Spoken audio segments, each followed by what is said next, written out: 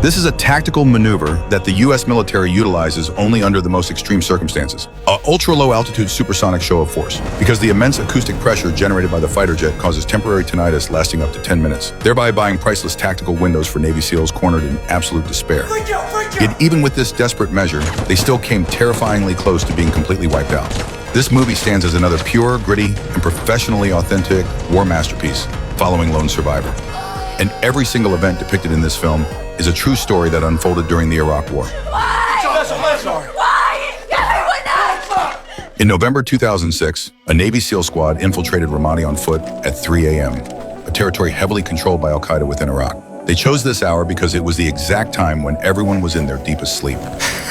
They meticulously selected a 3-story residential building to serve as a clandestine observation post, ensuring that ground forces could safely pass through the sector the following day. With the assistance of an Iraqi interpreter, they successfully requisitioned the building. However, the access route leading to the roof was completely blocked. Sir, there's a wall up here. What they hadn't anticipated was that this single building was actually packed with multiple local families. The squad leader ordered a forced breach through the wall. Since they had already disturbed the civilians, there was no turning back. Yet it was this very action that sowed the seeds of their compromised position. Even though the squad leader, monitoring the drone's live feed, initially confirmed that the noise had not alerted the surrounding residents, the operators detained all civilians inside the building as hostages. Subsequently, they commenced their surveillance mission on the roof. But the glaring issue was that when insurgents blended into the dense crowds, the SEALs simply could not differentiate friend from foe. The team members pulled shifts for continuous monitoring, accurately recording and reporting every shred of gathered intelligence back to command. Copy all. Some operators grew so bored during the downtime that they even started doing push-ups. Following 10 grueling hours of surveillance, signs of fatigue began to surface across the unit. But right when they lowered their guard, the sniper spotted a critical anomaly. Groups of military-aged males were systematically entering the building across the street in patterns, and individuals on that roof were frequently peering toward the SEALs' position. Even more alarming, a man was seen intentionally blocking a weapon from view as he slipped into the opposite house. PKM. Fuck. The squad leader immediately reported to command that the opposite structure was an active insurgent stronghold. Look up. At this juncture, their mission parameters had technically been met.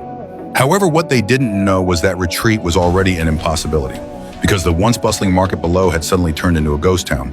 Not a single soul was left in sight.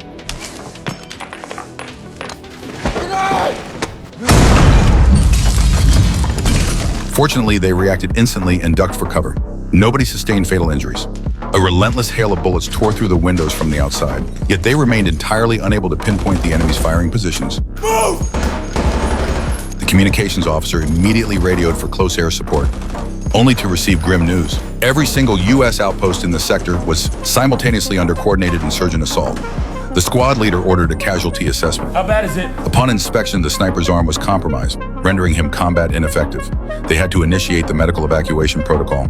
However, the nearest ground QRF, Quick Reaction Force, would take at least 10 minutes to reach their location. All right. The squad leader decisively gave the order to assemble the team and execute the exfiltration plan.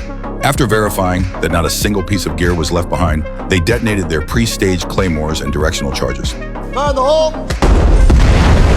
Utilizing the thick plume of smoke as visual concealment, they began falling back to the first floor. Once the ground floor was cleared and secured, the leader locked in the breakout formation, spearheaded by 2 Iraqi interpreters. Upon hearing the distinct metallic clanking of the M2 Bradley fighting vehicle's tracks, the leader deployed a smoke grenade. Breakout! Breakout!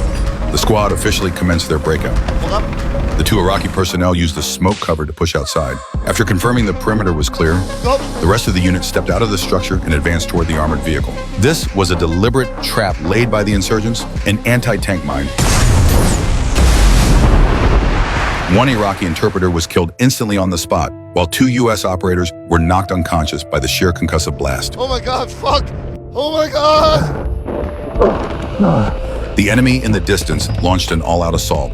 Under the fierce suppressing fire of their teammates, the wounded were dragged back inside the structure. Piercing screams of agony echoed through the rooms. Fear, rage, guilt, and absolute helplessness enveloped everyone's hearts. The squad leader contacted the nearest outpost once more, pleading for backup. Now! But the other strongholds were utterly pinned down under siege, unable to break away. The enemy outside continuously hurled fragmentation grenades. forcing the squad to repeatedly retreat deeper into the interior rooms.